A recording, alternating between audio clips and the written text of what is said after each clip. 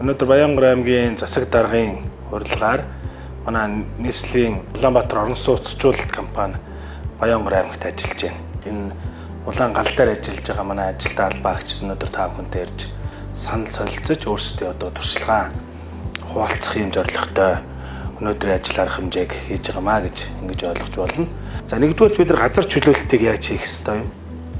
Хоёрдугаар бид нар энэ ашиглалтын шаардлага хангахгүй орон сууцнуудыг хэрхэн шинчилж иргэдийн одоо амьдрах орчныг сайжруулах ёстой юм бэ гэдгийг бас бодох ёстой юм байна лээ. Өдөө орон нутагт хамгийн тулгамдж байгаа асуудлуудын нэг бол энэ агаарын бохирдлын асуудал байна.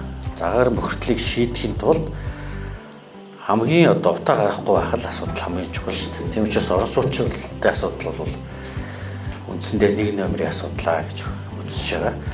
За Улаанбаатарт маш олон орон сууцчлалын юм төслүүд хэрэгжиж байгаа. Үүний дотор бол хамгийн одоо амжилттай иргэдэд хүрсэн ийм үйлчлэгийг үзүүлж төр хувийн хвшлийн хамтын ажиллагааг бас өндөр түвшинд авч ажиллаж гэрээгээ байгуул зохион байгуулж ажиллаж чадж байгаа гэдгийг бол Улаанбаатар орон сууц компани гэж миний хувьд ойлгож байгаа.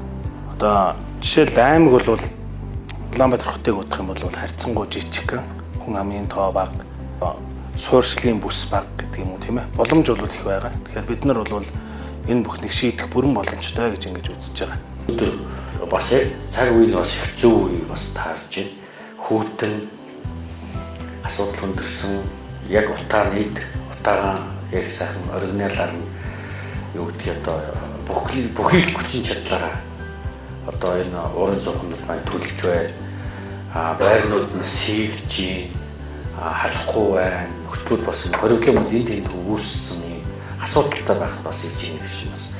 Шатлалын зэрэг асуудлыг шийдэхэд бас яг бодит дээр харахад нөхцөлөдлөг харахад бас дэм болно гэж үзэж байгаа. Тэгээд аймаг бол та бүхний ирэхээс өмнө энэ гэр ороллын утаа яндан гэх асуудлыг тоолох нэгдсэн тоолгыг одоо зохион байгуулад эд явж айлуудаараа яваад яг энэ хэдэн айл нь одоо гэрт байгаа хэдэн айл нь хувийн жижиг байшинд байгаа хэдэн айл нь одоо юутай нөө ханан бишнтэй байгаа хэдэн нь бас арай утаа баг хэрэгэлдэг зуухтай ч байгаа түлш баг хэрэгэлдэг гэдэг чинь энэ тооллого статистикнуудаар нэгтгээд судлаад ингээд өөр хөгцсөн гэж гараад явж байгаа. За одоо гэр ороллын дахин төлөвлөлтийг хийх хэрэгтэй. Инженерийн дэд бүтцийг татах хэрэгтэй.